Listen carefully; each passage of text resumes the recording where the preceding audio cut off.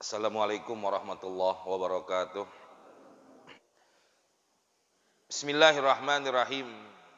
Alhamdulillah. Alhamdulillahirabbil alamin. Assalatu wassalamu ala asrafil anbiya wal mursalin Sayyidina Muhammadin wa ala alihi wa ashabihi ajma'in, amma ba'du.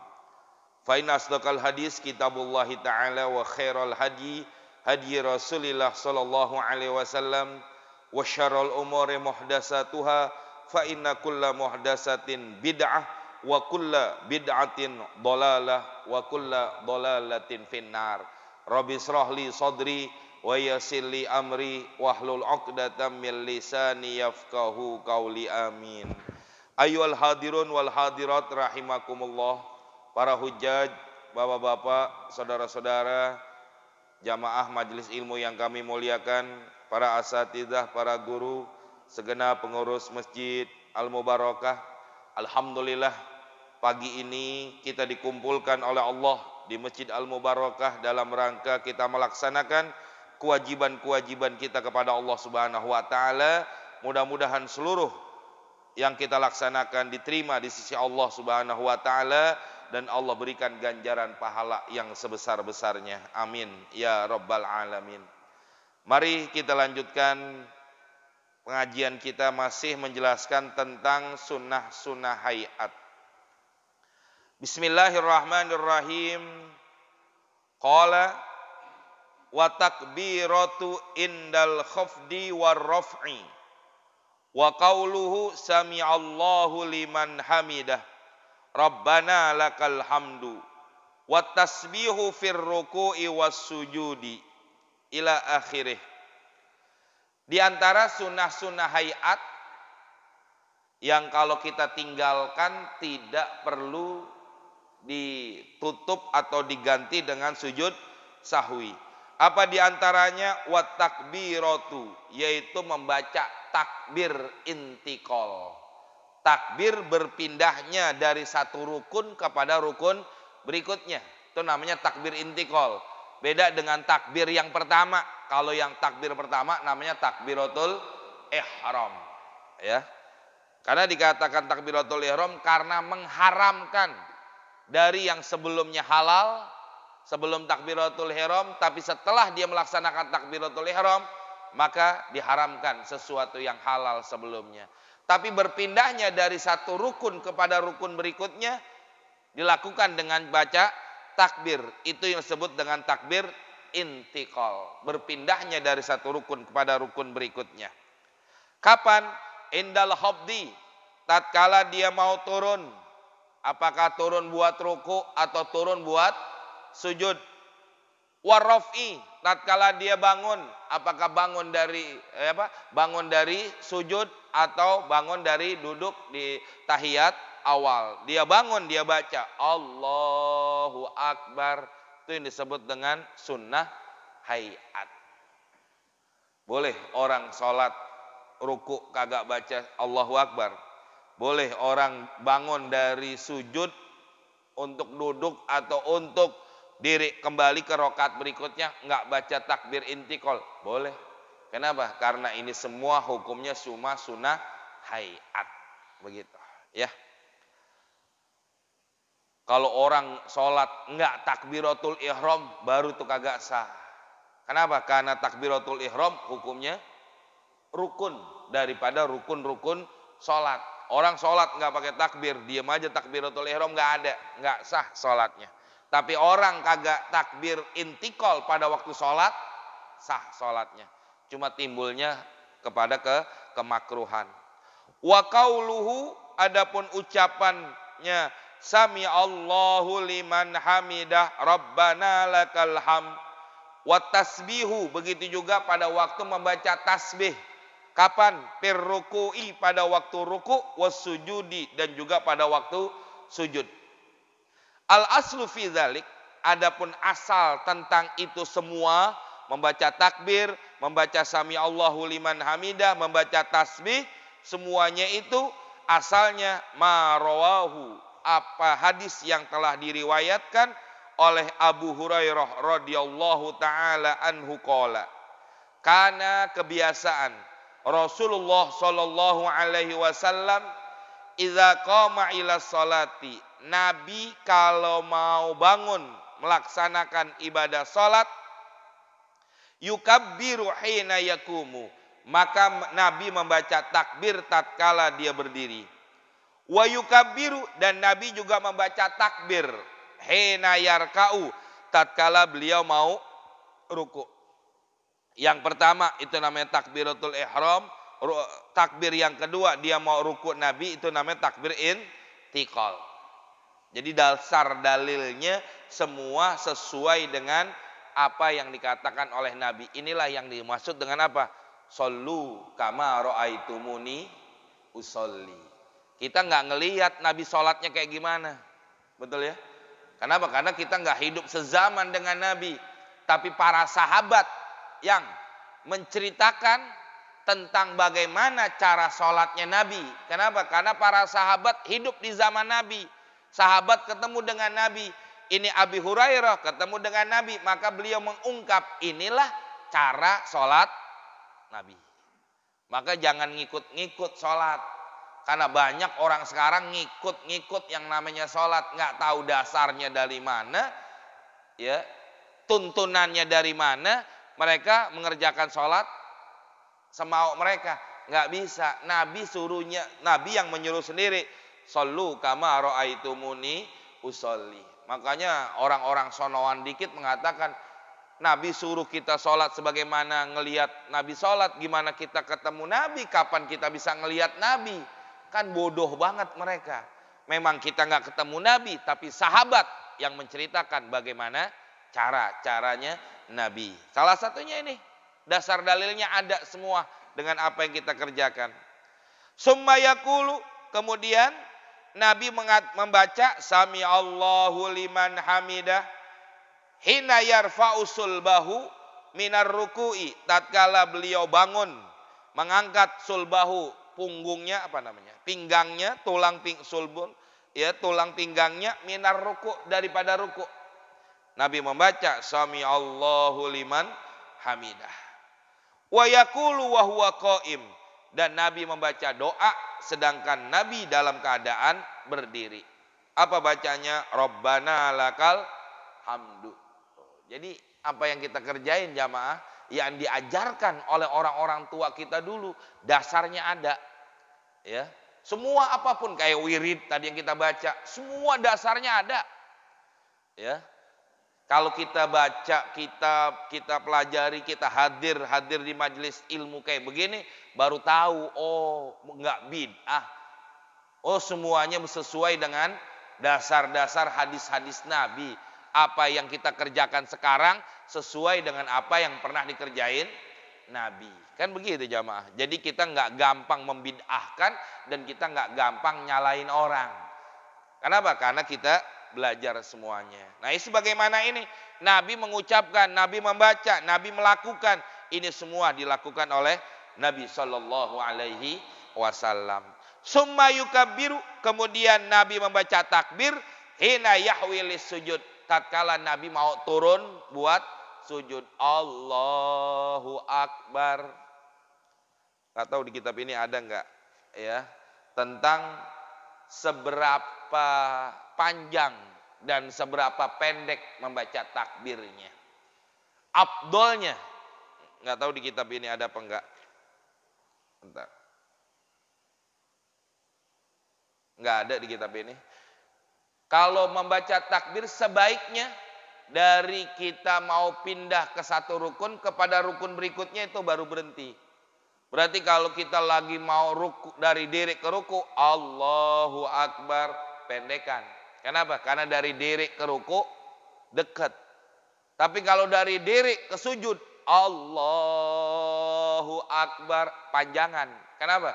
Karena jaraknya jauh.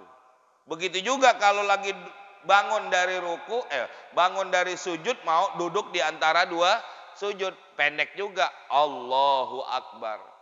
Tapi bangun dari sujud kedua buat naik ke rakaat berikutnya, panjang juga, Allahu Akbar. Tapi kalau dari sujud kedua mau duduk tahiyat awal atau mau duduk tahiyat akhir, pendek. Allahu Akbar. Bagusnya begitu. Afdolnya.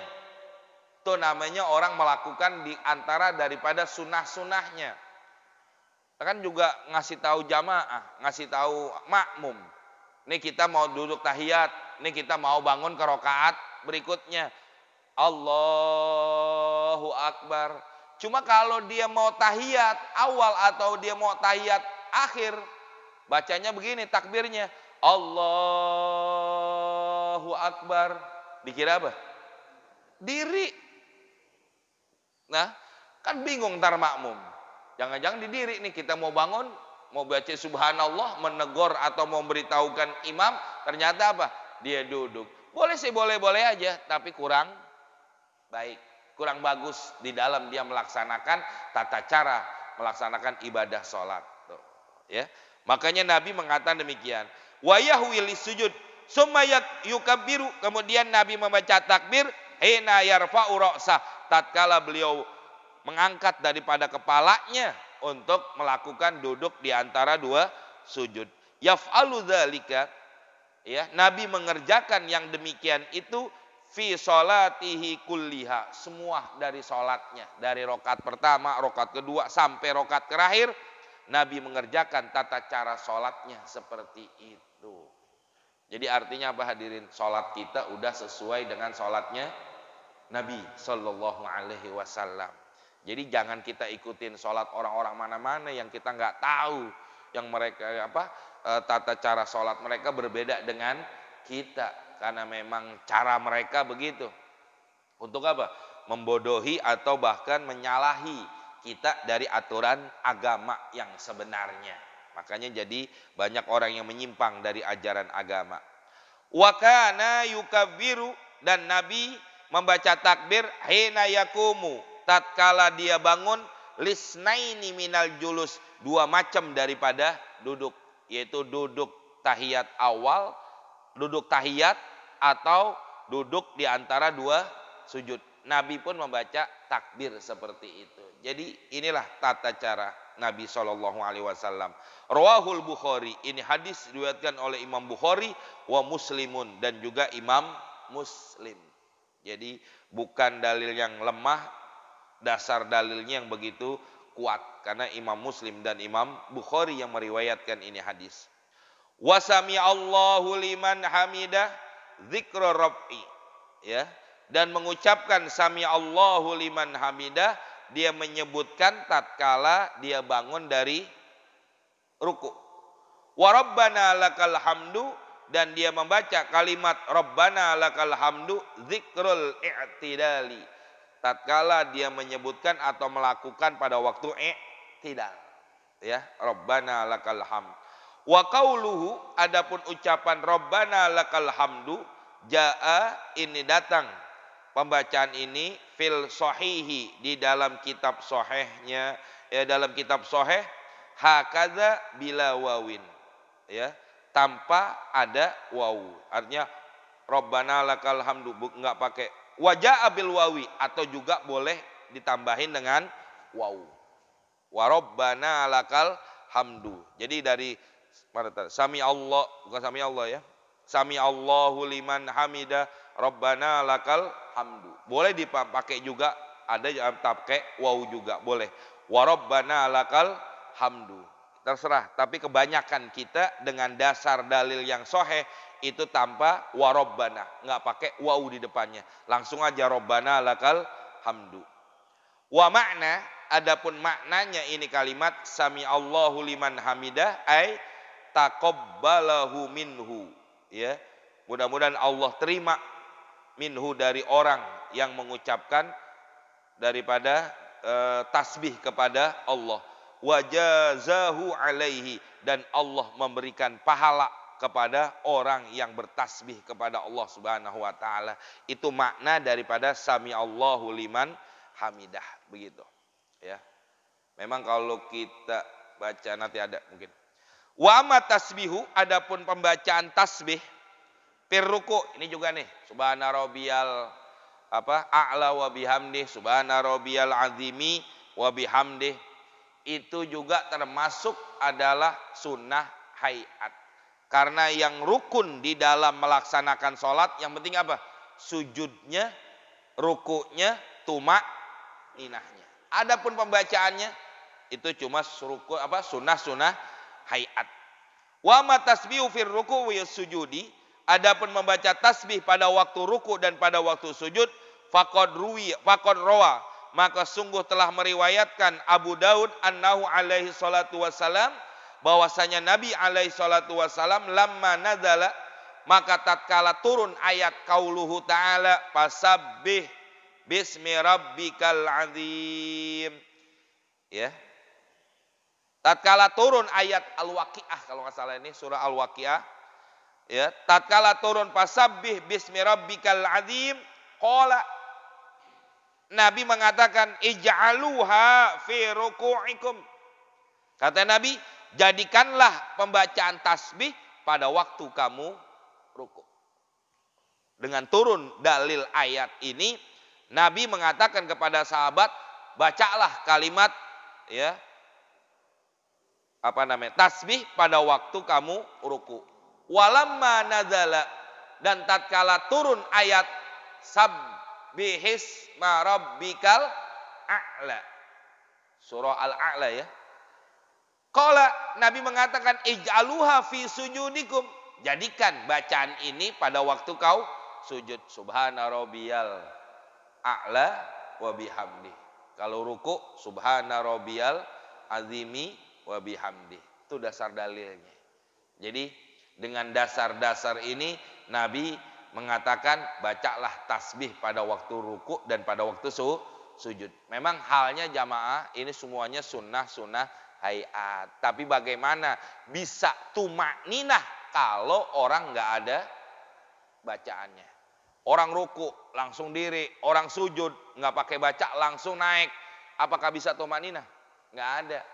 Ya, bacaan ini yang menjadikan itu menjadi tumakninah. Ya, supaya apa?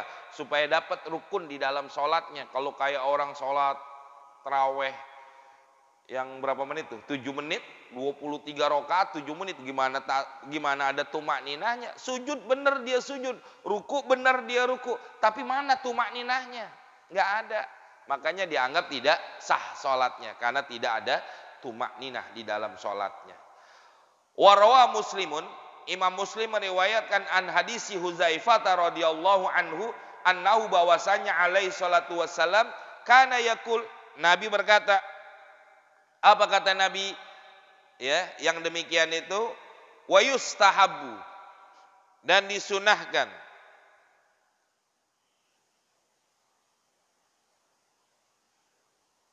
Ini ada catatan kaki ini bagus juga nih dikit tuh. Di bawahnya di kitab saya ini ada. Qala al-Khatib Asyarbini fil Iqna, di dalam kitab Iqna. Wal hikmatu fi ikhtisasil azimi birruku'i wal a'la fis sujudi. Kenapa hikmah? Kenapa dihususkan kalimat azim pada waktu ruku' wal a'la, dan kalimat subhana rabbiyal a'la wa bihamdih pada waktu sujud? Kama fil Muhammad, sebagaimana dikatakan di dalam kitab Muhammad, annal a'la afdalut tafdil. Karena sesungguhnya sigoh a'la adalah sigoh tafdil, yaitu sigoh af'ala. Ya, a'la sigohnya af'ala, itu sigoh tu tafdil. Ya, termasuk nanti kalau kita belajar nahwu shorof, termasuk ini sigohnya, kalimatnya, bentuk kalimatnya adalah kalimat isim goir munsorib. Ya, jadi kebetulan nih ada beberapa bulan ada jamaah minta ngaji nahwu shorof. Saya bilang ya udah datang ke rumah untuk ngaji nahwu shorof aja sama saya. Dia qori internasional, dia pengen ngaji nahwu shorof. Akhirnya kebetulan kemarin kita bahas tuh tentang afdol tafdil. Apa di antara isim atau kalimat yang termasuk afdhalut tabdil, yang termasuk isim ghair munsharif. Salah satunya ini nih, kalimat a'la. Kalimat dalam bentuk wazannya wazan a'la, sebagaimana a'la. Nah, disususkan kalimat a'la afdhalut tabdil was sujud, adapun sujud fi ghayati tawadhu, di mana tempat orang puncaknya di dalam tawadhu. Saking tawadunya apa? Nih, kepala yang paling kita sayang, kepala yang paling kita jaga, kita taruh paling bawah. Makanya kenapa dibaca subhana rabbiyal a'la wa bihamdi. Itu sebabnya jamaah. Masya Allah. Ya, sampai begitu ya Nabi SAW menyuruh untuk kita apa? Menghinakan diri kita kepada Allah dengan cara kita taruh yang paling kita sayang, yang paling kita jaga, tapi kita ucapkan dengan lisan kita, Allah lah yang paling tinggi. Makanya tidak ada sifat sombongnya manusia harusnya kepada Allah Subhanahu wa taala. Tapi di sini hadirin, kebetulan semalam maghrib saya baca tafsir Ibnu Katsir, saya ngajar, dikatakan begini bahwa kenapa Bani Israel ya, mereka itu Allah berikan kelebihan, Allah berikan kecerdasan, Allah berikan keistimewaan, sampai mereka Allah berikan keselamatan. Sehingga apa? Mereka dikejar oleh Fir'aun, Allah berikan keselamatan. Cerita singkat di dalam tafsir disebutin, sampai tatkala mereka selamat dari kejaran Fir'aun, kejaran dari laut, tenggelam dari laut, mereka berkata kepada Nabi Musa, "Ya Musa, kami akan beriman kepadamu kalau kami bisa ngelihat Allah jahrotan, dengan cara nyata-nyata, jelas-jelas ngelihat Allah." Nauzubillah min dzalik. Akhirnya apa? Cerita singkat jamaah, ini Allah datangkan petir, sehingga apa? Mereka mati karena kena petir. Tapi hebat, Allah mengatakan tsumma ba'atsnakum mim ba'di mautikum. Allah hidupkan kembali mereka setelah mereka mati. Mati cuma sehari semalam, langsung hidup lagi. Kenapa? Di dalam tafsir disebutin, karena ajal mereka belum datang, belum tiba. Matinya mereka disambar petir karena apa? Murkanya Allah, marahnya Allah, karena mereka mengatakan pengen ngelihat Allah. Nanti saya mau kembali ke sini jamaah. Cerita nih, alur ceritanya kayak begini dulu. Allah matikan mereka tapi Allah hidupkin. Kenapa? Karena ajalnya belum tiba. Yang kedua, rizkinya masih ada di dunia. Ini hikmah jamaah. Orang kalau ajalnya belum tiba dan rizkinya masih ada, nggak bakal mati di dunia. Lompat dari lantai 8, lantai 10. Kalau memang ajalnya belum tiba, nggak bakal mati. Tapi kalau ajalnya udah tiba, rizkinya udah habis hidup, masa hidupnya orang. Akhirnya Allah hidupin lagi. Tapi memang yang namanya supaya apa? La'allakum tashkurun. Kata Allah dalam ayat ini menceritakan supaya mereka bersyukur. Tapi buktinya apa? Mereka nggak bisa bertasbih kepada Allah. Mereka nggak bisa bersyukur kepada Allah. Kenapa? Hati mereka udah dipatri. Hati mereka udah dicap oleh Allah. Hati mereka udah ditutup oleh Allah. Sehingga yang begitu aja mereka nggak bisa beriman kepada Allah. Nah di sini hadirin, kenapa Allah perintahkan kepada kita manusia pada waktu sujud a'la menyebutinnya? Karena untuk menghinakan diri kita manusia. Jangan sombong di hadapan Allah. Jangan merasa hebat dengan apa yang kita punya, dengan apa jabatan, pangkat, kedudukan, harta, ilmu dan lain sebagainya. Kenapa? Allah yang lebih tinggi. Sedangkan kita manusia dalam keadaan hina. Sujud kita ada, pala kita yang paling kita jaga, ada yang di paling bawah. Itu dia salah satu daripada hikmahnya di situ. Kenapa kita perlu sujud? Ya. Lamma fihi min wad'il jabhati, di mana di sini meletakkan jabhah, jidat, hiya asraful a'dha, anggota yang paling mulia, ala mawati'il aqdam, tempat diinjaknya daripada kaki, yaitu bumi. Walihada, oleh karena ini, Karena afdalu minar ruku. Sujud lebih afdol daripada ruku. Di sini penyebabnya. Maka salah satu dikatakan ya, faja'ala ablaq wa huwa a'la ma'al ablaq wa huwa sujud. Maka jadikanlah sesuatu yang paling lebih huwal a'la, yaitu Allah yang paling tinggi, ma'al ablaq, dengan sesuatu yang paling tinggi, yang paling sampai, huwa sujud, yaitu pada waktu manusia itu dalam keadaan sujud. Maka dikatakan waktu yang paling baik untuk kita berdoa kepada Allah pada waktu kita sujud. Di situ hadirin. Ya, ini hikmah. Namanya catatan kaki, sesuatu hal yang begitu termasuk adalah sesuatu yang ini. Ya, kalau kita mau baca, boleh nggak dibaca pada waktu dia ruku dia baca subhana rabbiyal azimi wa bihamdih. Ya kalau tanya boleh aja. Tapi nggak menempatkan sesuatu pada tempatnya. Nggak pas namanya. Ya, makanya Nabi mengatakan hal yang demikian, ya. Berikutnya lagi wa yustahabu ayyakula dzalika thalathan, dan disunahkan mengucapkan yang demikian itu membaca tasbih 3 kali. Sekali cukup, tapi kalau mau ngambil sunahnya sampai 3 kali. Sekali cukup, ngambil sunahnya 3 kali. Paling banyak berapa? Wa qad jaa fil hadisi Huzaifah, dan telah datang ini keterangan di dalam hadis yang diriwayatkan oleh Imam Huzaifah, wa fi ahadis, dan masalah ini banyak hadis-hadisnya. Wa huwa adnal kamal, itu adalah dikatakan paling sedikitnya yang sempurna. Kalau paling sedikitnya 1, tapi sedikit yang paling sempurna 3. Begitu, ya. Wa akmaluhu, sempurnanya berapa? Baca tasbih min tis'i tasbihatin, 9 kali tasbih, ila ihda asyara tasbihatan, sampai 11. Nggak boleh lebih dari itu, ya.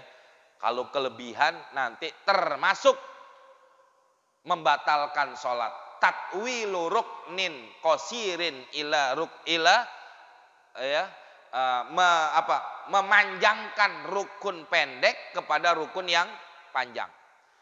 Sujud, ruku itu termasuk ruknun qasir, ya, termasuk rukun pendek, nggak boleh dipanjang-panjangin. Makanya nggak boleh lebih dari 11. Lebih 11 dia baca, batal sholatnya. Ya, minimal 1, akmalnya 3, sempurnanya sampai 11. Ambil ganjilnya 1, 3, 5, 7, 9, 11. Terserah mau ngambil berapa aja, tapi maksimalnya sampai 11 kali. Qalahu Marwadi, Imam Mawardi berkata, wa fil ifsah, di dalam kitab Ifsah, yusabbihu fil ulayaini, dan dia bertasbih pada 2 rakaat pertama. Ini diterangkan oleh Imam Mawardi. Pada rakaat pertama dia membaca tasbih pada waktu ruku dan sujud, ihda asyara tasbihatan, 11. Wa fil akhiraini wa fi ukhrayaini, dan 2 rakaat terakhir sab'an, 7. Masya Allah. Jadi ada tuntunannya begitu. Tapi kalau kita apa? Rata semuanya dibaca 3 dari rakaat pertama sampai rakaat terakhir, tasbihnya kita baca 3. Tapi kalau menurut di dalam kitab Ifsah, boleh dengan cara apa? Rakaat pertama, kedua 11, rakaat ketiga, keempat 7. Wa hal yustahabu ayyadifa, apakah disunahkan untuk ditambahkan wa bihamdi, subhana rabbiyal a'la wa bihamdi, subhana rabbiyal azimi wa bihamdi. Kalau Nabi mengatakan apa? Subhana rabbiyal a'la, subhana rabbiyal azimi. Kalau kita ditambahin wa bihamdi. Di sini ditanya oleh pengarang kitab, wa hal yustahabu bihamdi, apakah disunahkan untuk ditambahkan kalimat wa bihamdi? Qala Rafi'i, Imam Rafi'i berkata, ya, istahabbahu ba'duhum, sebagian ulama menyunahkan ditambahkan wa bihamdi. Qala Nawawi, Imam Nawawi juga berkata istahabbahul aksaruna, kebanyakan para ulama mensunahkan untuk menambahkan kalimat wa bihamdi. wa jazama bihi fit tahqiq, dan telah diputuskan atau telah dipastikan ini pendapat di dalam kitab tahqiqnya. Artinya apa? Boleh baca subhana rabbiyal a'la, boleh. Subhana rabbiyal azimi, boleh. Tapi sebaiknya kata Imam Rafi'i dan Imam Nawawi, tambahin subhana rabbiyal a'la wa bihamdi, subhana rabbiyal azimi wa bihamdi. Sebaiknya begitu. Kenapa? Karena kebanyakan para ulama menambahkan daripada kata-kata wa bihamdi. Kan enak jamaah kalau kita tahu begini. Jadi kita nggak gampang nyalahin orang, nggak gampang kita menilai orang begini. Karena apa? Karena ada dalil-dalil yang udah menunjukkan bagaimana tata cara sholat mereka di dalam melaksanakan ibadah sholatnya. Wawadul yadaini wallahu a'lam bishawab. Nanti bab berikutnya masih tentang sunnah hayat. Wallahu a'lam. Cukup ya sampai sini? Pas kan? Mari kita tutup pengajian kita dengan baca Fatihah. Mudah-mudahan apa yang kita baca ini jadi ilmu yang bermanfaat. Mudah-mudahan sholat kita yang banyak kurangnya diterima oleh Allah Subhanahu wa Ta'ala. Dan kita mohon kepada Allah, mudah-mudahan kita dan keluarga kita selalu dalam lindungan Allah Subhanahu wa Ta'ala. Allah jauhkan daripada musibah, bala, penyakit, fitnah, termasuk virus yang ada. Mudah-mudahan dengan keberkahan Fatihah, yang pada sakit jamaah kita, keluarga kita, Allah angkat penyakitnya, Allah sehatkan badannya sehingga mereka bisa ibadah kepada Allah. Dan kita bacain Fatihah, mudah-mudahan orang-orang tua kita, keluarga kita, guru-guru kita, wabil khusus orang-orang yang berjasa dengan Masjid Al-Mubarakah yang telah meninggal dunia, mudah-mudahan dijadikan kubur mereka radhah min riyadil jannah. Dan mudah-mudahan di tahun baru, di akhir tahun ini dan akan tahun baru, mudah-mudahan senantiasa Allah berikan kita maghfirahnya, Allah berikan kita rahmatnya, sehingga senantiasa Allah bimbing hidup kita dengan hidayah dan taufiknya. Bihadiniya wa ila hadratin Nabi Al-Fatihah. A'udzu billahi minasyaitonir rajim. Bismillahirrahmanirrahim. Alhamdulillahirabbil alamin arrahmanir rahim maliki yaumiddin. Iyyaka na'budu wa iyyaka nasta'in ihdinas siratal mustaqim siratal ladzina an'amta 'alaihim ghairil maghdubi 'alaihim waladdallin. Amin. Bismillahirrahmanirrahim. Alhamdulillahirabbil alamin. Allahumma shalli wa sallim ala sayidina Muhammad wa ala ali sayidina Muhammad. Allahumma hab lana ya wahhab ilman wa hikmah wa li rizqi ya radakun lana musahila wa bil khairi ya fatah faftah lana wa bil ilmi ya alim kun lana mufaddila. Rabbana atina fid dunya hasanah wa fil akhirati hasanah wa qina adzabannar. Wa sallallahu ala sayidina Muhammadin wa ala alihi wa sahbihi wasallam. Walhamdulillahi rabbil alamin. Assalamualaikum warahmatullahi wabarakatuh.